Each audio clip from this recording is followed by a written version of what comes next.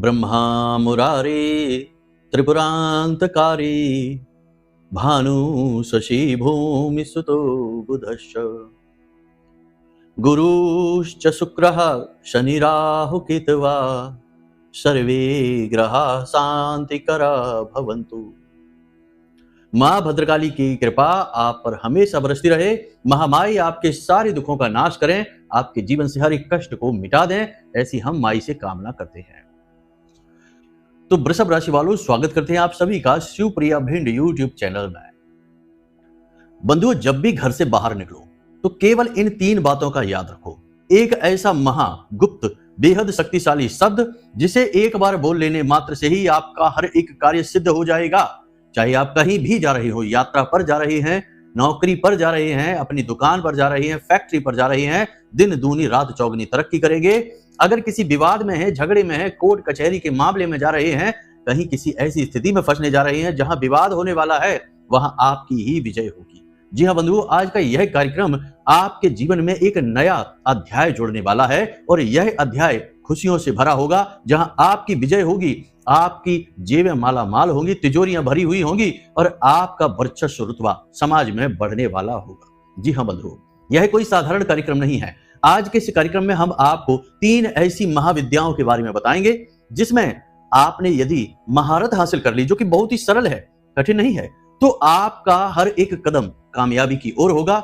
देवी देवता स्वयं आपको हाथ पकड़कर कामयाबी की ओर लेकर जाएंगे। जी हाँ बंधुओं, यकीन मानिए, इस कार्यक्रम को देखने के बाद आपका विचार, आपका मन, आपका जीवन सब कुछ बदलने वाला है, शुद्धतम होने वाला है।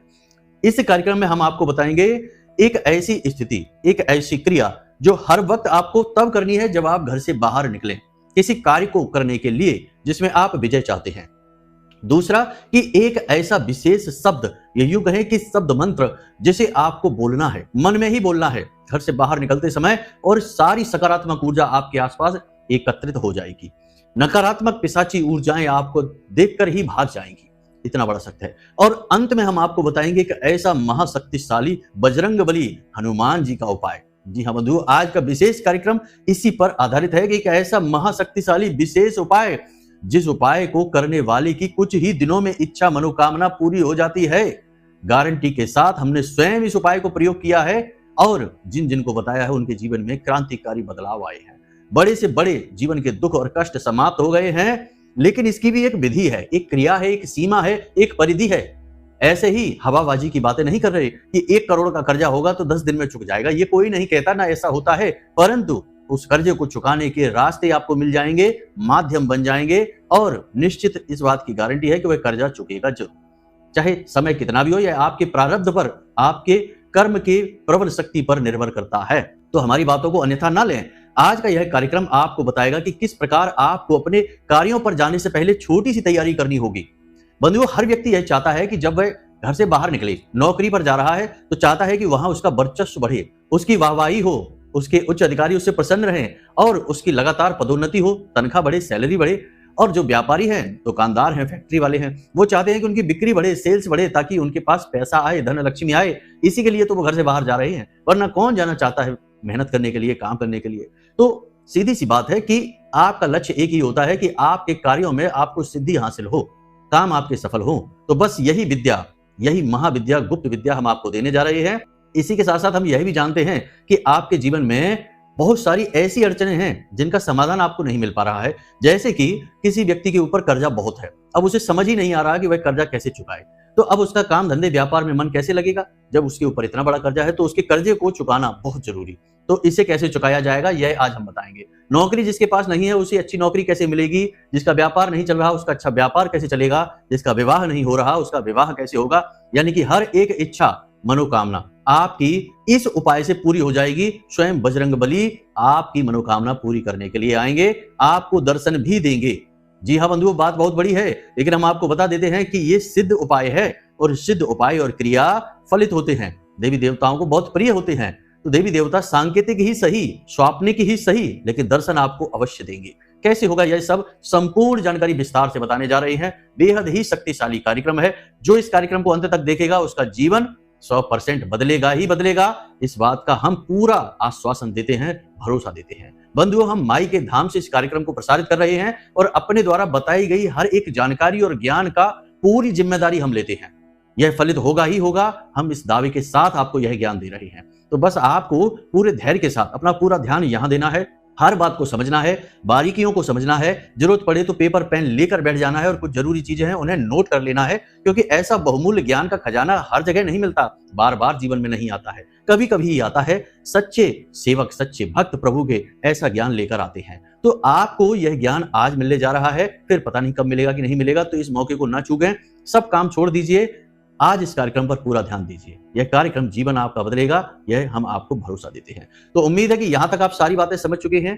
अब चलिए अपने इस कार्यक्रम को शुरू करते हैं, महामाई को याद करते हैं। कमेंट बॉक्स में पूरे भक्ति भाव के साथ लिख डालिए, जय मां भद्रकाली कृपा करो। महामाई इतनी दयालु हैं कि वे निश्चित तौर पर आपके ऊपर कृपा करेंगे और आपके संपूर्ण संकटों का नाश हो जाएगा। साथ ही साथ यदि आप इस चैनल कार्यक्रम पर पहली बार आए हैं तो कमेंट बॉक्स में लिख डालिए कि मैं भी माई के परिवार का हिस्सा हूं और जल्दी से इस चैनल को सब्सक्राइब कर लीजिए, तो आप इस परिवार के सचमुच के हिस्से बन जाएंगे। फिर माई की कृपा निर्बाध रूप से आप तक पहुंचेगी। जी हाँ, तो जल्दी से चैनल सब्सक्राइब करिए और कमेंट बॉक्स में लिखिए कि मैं भी माई के परिवार का हिस्सा हूं।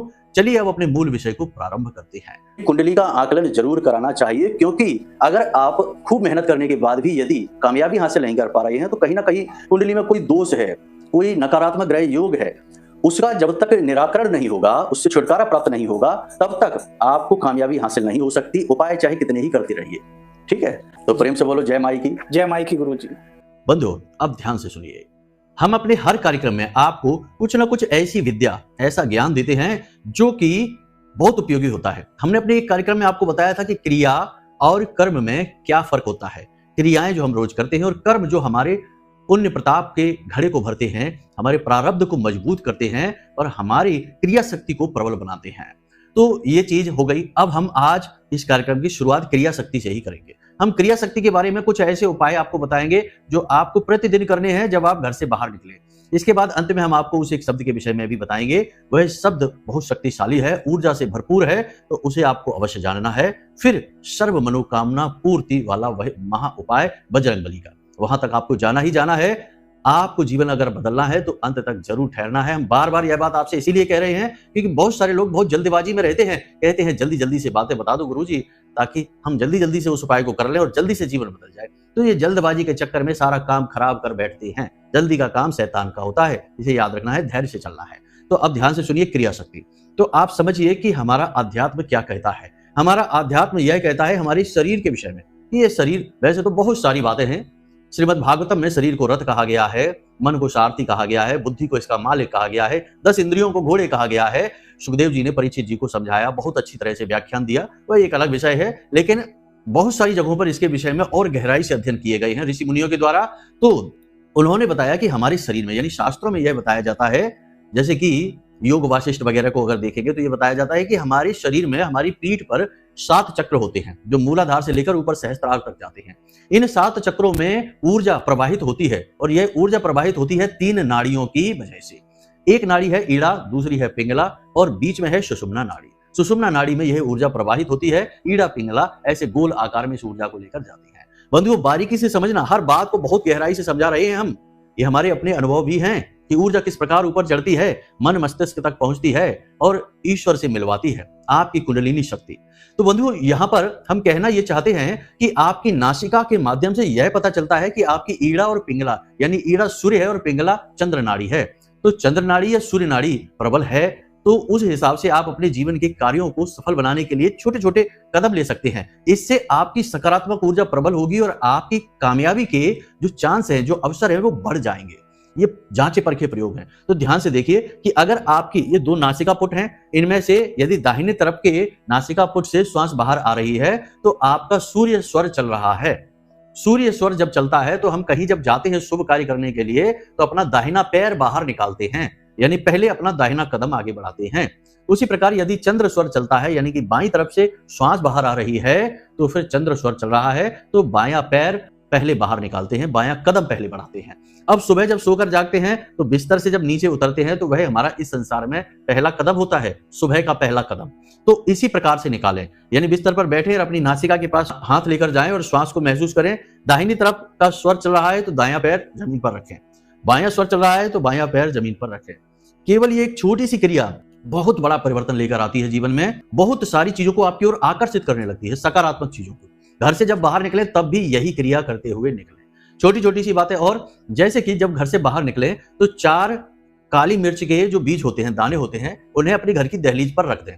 काली मिर्च राहु का प्रतीक होती है, घर की दहलीज भी राहु का ही प्रतीक होती है। अब काली मिर्च का दमन यदि आप कर देंगे दहलीज पर तो राहु आपका पॉजिटिव हो जाता है, यह ज्योतिष शास्त्र कहता है। तो आपको क्या करना है कि काली मिर्च के बीज अपने घर की दहलीज पर रख देने हैं। अब अपनी नासिका पुट का ध्यान रखना है। शुरुआत में थोड़ी सी आपको अभ्यास की जरूरत है, बाद में ये चीजें अपने आप आपके शरीर के द्वारा होने लगेंगी। तो अपनी नासिका पुट का ध्यान देना है। यदि दाहिना स्वर चल रहा है तो दाएं पैर से उन काली मिर्च के बीजों को मसल दें, यानी तोड़ दें, और सीधे घर से बाहर निकल जाएं। ये कार्य सिद्धि का बहुत बड़ा फॉर्मूला है। जिसके पास भी ये फॉर्मूला है उसके काम बनते ही बनते हैं। अब दूसरा यह है कि अपनी जेब में हमेशा लौंग का एक जोड़ा रखकर निकलना है, एक सफेद रुमाल रखकर निकलना है। सफेद रुमाल जो है वो कार्य सिद्धि की गारंटी होता है। आप अक्सर देखेंगे कि रुमाल सफेद रंग के ही क्यों होते हैं। अब तो खैर ये दुनिया अतरंगी हो गई है तो तमाम रंग बिरंगे भी आने लगे हैं, लेकिन मूल जो रंग है रुमाल का वह सफेद ही होता है। क्यों होता है सफेद? सफेद रंग शुक्र का प्रतीक होता है और शुक्र सफलता की गारंटी होता है। तो आप अपनी जेब में सफेद रुमाल अवश्य रखेंगे और उसे मैला नहीं करेंगे, प्रयोग नहीं करेंगे, और अपनी जेब में लौंग का एक जोड़ा रखकर निकलेंगे जब भी घर से बाहर निकलेंगे। उसके बाद जब आप अपना काम समाप्त करके, यानी अपनी दुकान वगैरह बढ़ाकर बंद करके अपनी नौकरी से वापस आ रहे हैं, ड्यूटी से, तो घर में जब प्रवेश करें तो लौंग के जोड़े को अपनी जेब से निकालें और अपने बाएं कंधे से पीछे की ओर फेंक दें, मुड़कर ना देखें और सीधे घर में प्रवेश कर जाएं। इससे क्या होता है, लौंग के अंदर नकारात्मक ऊर्जाओं को या किसी भी प्रकार की ऊर्जाओं को अपने अंदर कैद कर लेने की क्षमता होती है। याद रखना कि घर से बाहर आप जैसे ही निकलते हैं तो दुनिया भर की नकारात्मक ऊर्जाएं आपके आसपास एकत्रित होने लगती हैं। बाहर संसार जो है वो पूर्ण रूप से नकारात्मक ऊर्जाओं से लबालब भरा हुआ है। आप कितनी भी कोशिश करेंगे चाहकर भी इन नकारात्मक ऊर्जाओं से बच नहीं सकते हैं। तो इनसे बचने के लिए आपको अपना रक्षा कवच लेकर चलना है। लौंग का एक जोड़ा आपके लिए वही कार्य करेगा। जब भी कोई नकारात्मक ऊर्जा आपके पास आएगी, किसी की नजर, किसी का टोना टोटका, कोई पैशाचिक शक्ति आपके आसपास आएगी, वह भाग जाएगी। तो ये क्रियाएं हैं, छोटी छोटी क्रियाएं हैं, इनको आप जरूर करें, प्रतिदिन करें। घर के अंदर जब आप आते हैं बाहर से तो अपने कमरे में जाने से पहले बाथरूम में जाकर अपने हाथ पैर मुंह जरूर धोया करें, क्योंकि जो नकारात्मक ऊर्जा का प्रभाव होता है वह हमारे हाथ पैर से ही प्रारंभ होता है। तो ये शास्त्रीय पद्धतियां हैं, इनका पालन जरूर करना है। पुराने जमाने में लोग यही करते थे। जब भी कोई घर से सदस्य बाहर जाता था तो इसी प्रकार जाता था, और जब प्रवेश करता था तो घर में आने से पहले, प्रवेश करने से पहले ही बाहर कुआं होता था, हैंडपंप होता था, तो पानी निकाला और हाथ पैर मुंह धोए, उसके बाद घर में प्रवेश किया। ये क्रिया होती थी, पुराने जमाने से चली आ रही है। अब लोग भूल भाल गए हैं, अब तो सब मनमर्जी का हो गया है, तो परेशानी भी मनमर्जी से मिल रही है, रोते फिरते हैं फिर। तो ये तो हो गई बात। अब हम आपको बताने जा रहे हैं इस एक शब्द के विषय में, फिर बताएंगे उस उपाय के विषय में। बंधु, कार्यक्रम थोड़ा लंबा हो सकता है, लेकिन धैर्य के साथ देखेंगे तो आपका जीवन बदलेगा। जल्दबाजी करने वालों की यहाँ कोई जगह नहीं होती है। तो ध्यान से सुनिए। मंत्र हनुमान जी से जुड़ा हुआ है और यह इतना शक्तिशाली मंत्र है कि आपको इस मंत्र को केवल एक बार बोलना है। घर से बाहर निकलने से पहले केवल एक बार बोलना है। और आपके आसपास कोई नकारात्मक ऊर्जा यदि पहले से होगी, आपके घर में यदि कोई नकारात्मक ऊर्जा होगी, तो वह तुरंत इस मंत्र को सुनते ही भाग जाएगी। भागेगी नहीं तो भस्म हो जाएगी। याद रखना कि हनुमान जी जो हैं एक शत्रुनाशक हैं, विघ्नहर्ता हैं, मनोकामना पूर्ति करने वाले देवता हैं, इसीलिए इन्हें मनसा पूर्ण भी कहा जाता है। तो आप इनकी शक्ति को आप जानते ही हैं, बताने की आवश्यकता नहीं है। सूर्य को क्या दीपक दिखाएं। तो आप इस मंत्र को ध्यान से सुनिए। मंत्र आपके मोबाइल की स्क्रीन पर भी दिखाई दे रहा है, इसे अच्छी तरीके से समझ लीजिए, हम आपको बोलकर बताते हैं। ओम दक्षिण मुखाय पंचमुख हनुमते कराल बदनाय नरसिम्हा ओम ह्राम ह्रीम ह्रूम ह्रैम ह्रौम ह्रः सकल भूत प्रेत दमनाय स्वाहा।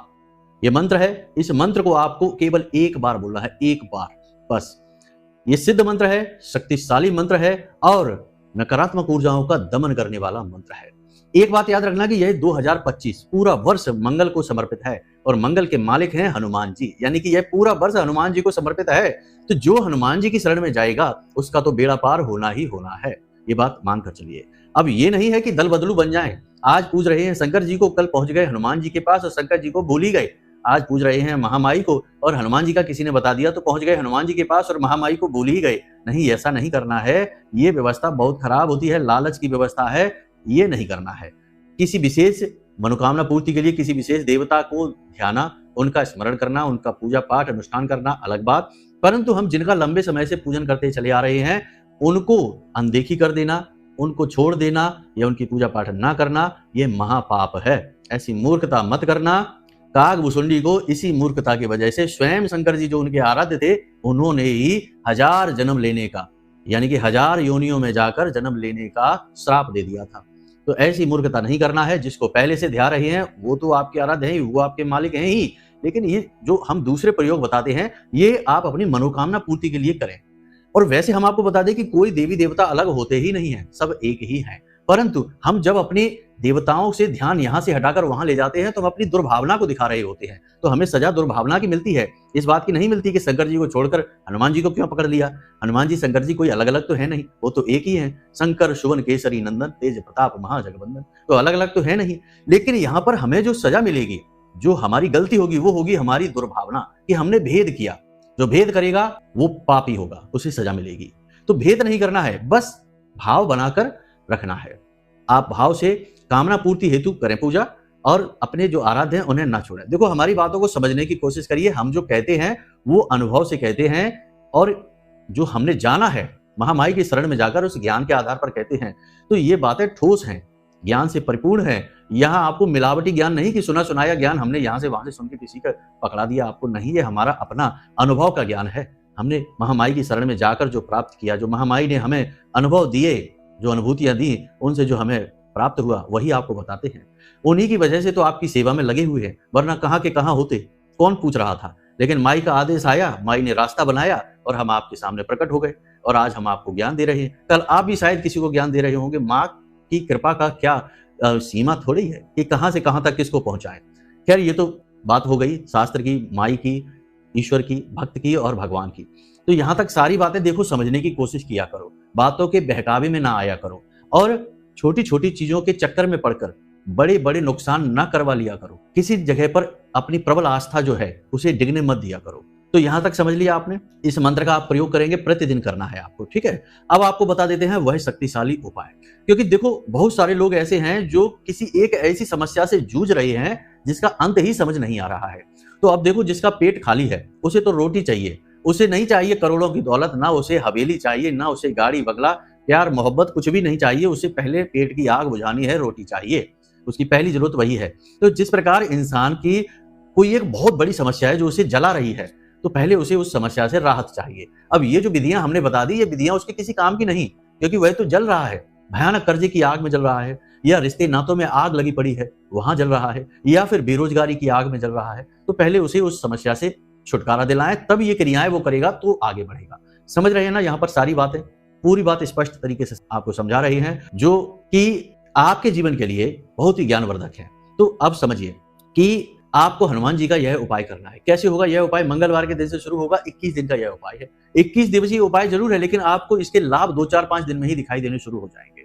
बहुत ज्यादा बड़ा कोई कष्ट है तो छुटकारा 21 दिन के अंदर अंदर ही मिल जाएगा, ठीक है। बस अपनी आस्था को प्रबल बनाकर रखना, नियम को खंडित मत होने देना।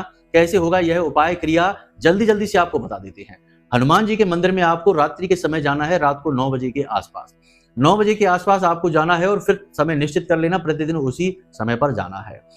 एक बार जब काम शुरू करेंगे, क्रिया शुरू करेंगे, तो बीच में एक भी दिन खंडित नहीं होगी यह क्रिया।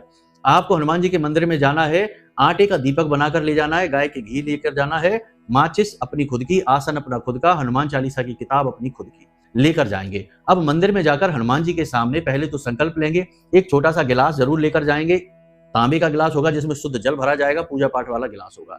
उसमें जल भर के अपने सामने रख लेंगे। अपने हाथ में पहले दिन थोड़ा सा जल लेंगे, थोड़े से चावल, अक्षत टूटे फूटे नहीं होने चाहिए, एक लाल पुष्प लेंगे और अपना नाम, अपना कुल, अपना गोत्र, अपना स्थान और अपनी एक मनोकामना कि हनुमान जी हमें नौकरी चाहिए अच्छी, आप कहीं से भी दिलवाइए, हमें एक अच्छी नौकरी दिलवाइए, हम इसी नौकरी की इच्छा की पूर्ति हेतु यह अनुष्ठान कर रहे हैं।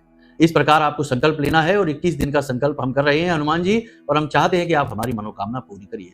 इस प्रकार जल को हनुमान जी के सामने छोड़ देना है। इसी प्रकार आपको संकल्प लेना है जो भी आपकी मनोकामना है उस मनोकामना के हेतु, ठीक है। आपने ये संकल्प ले लिया, ये एक दिन लेना है, पहले दिन, रोज नहीं करना संकल्प का काम। संकल्प एक दिन हो गया। इसके बाद आपको एक दीपक जलाना है हनुमान जी के सामने। आटे का दीपक बनाइए, मनोकामना पूर्ति हेतु आटे का दीपक ही बनाया जाता है। तो आटे का दीपक बनाइए और उसमें घी डालिए और बाती लगाइए और दीपक जला दीजिए। दीपक जल गया। अब आपको हनुमान चालीसा का पाठ पढ़ना है। एक पाठ पढ़ेंगे हनुमान चालीसा का, एक बजरंग बाण का पाठ। महिलाएं अगर इस उपाय को करेंगी तो वो बजरंग बाण का पाठ नहीं पढ़ेंगी, वो हनुमान अष्टक का पाठ करेंगी। तो हनुमान चालीसा का पाठ आपने पढ़ा, उसके बाद बजरंग बाण का जब आप पाठ पढ़ेंगे तो आप हनुमान चालीसा के पाठ के बाद ही उस गिलास में फूंक मारेंगे।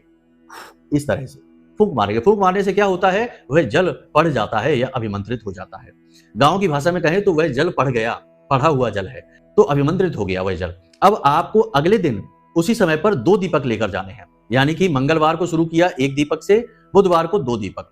2 दीपक जलाएंगे, 2 हनुमान चालीसा का पाठ करेंगे, 1 बजरंग बाण का पाठ करेंगे। 2 हनुमान चालीसा का पाठ जब करेंगे तो पाठ समाप्त होगा तो फूकेंगे, यानी उस जल में 2 बार फूकेंगे।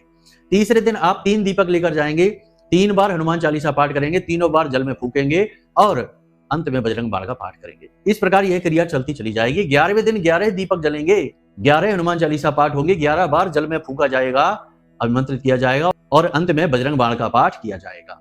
तो यहां तक आपने सारी बात समझ ली। 11 दिन के बाद 12वें दिन आपके दीपक 10 हो जाएंगे।